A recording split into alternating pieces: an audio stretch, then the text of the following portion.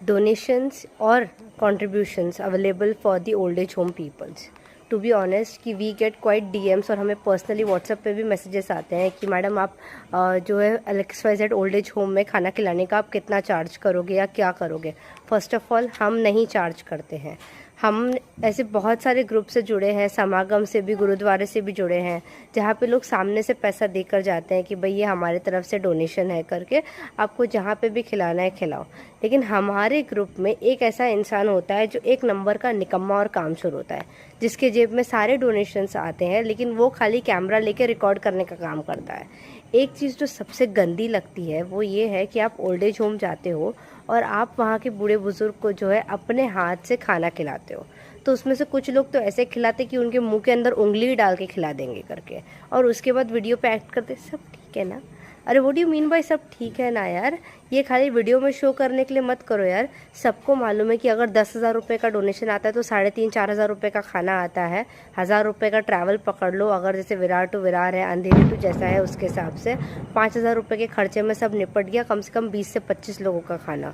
ठीक है, सामने वाला कंट्रीब्यूट करता है 10,000 रुपये, बाकी का पैसा किधर जाता है? खुद के जेब में। उसके ऊपर से जितने जन आते हैं साथ में सेवा करने के लिए, उनको सेवा करते करते 2, ढाई, 3 बज जाता है।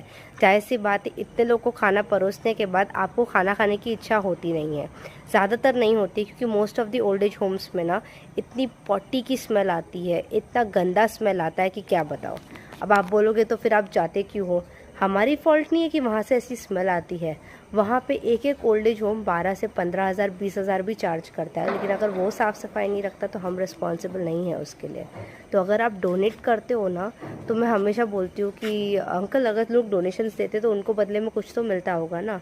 कुछ नहीं मिलता है। ही जस्ट सेड मी कि जीपे करते पैसा या चेक दे देते पैसा, दैट्स इट। वो संस्था के नाम पर दे दिया, जो दे दिया वैसा, कोई ऐसा प्रूफ नहीं मिलता उनको।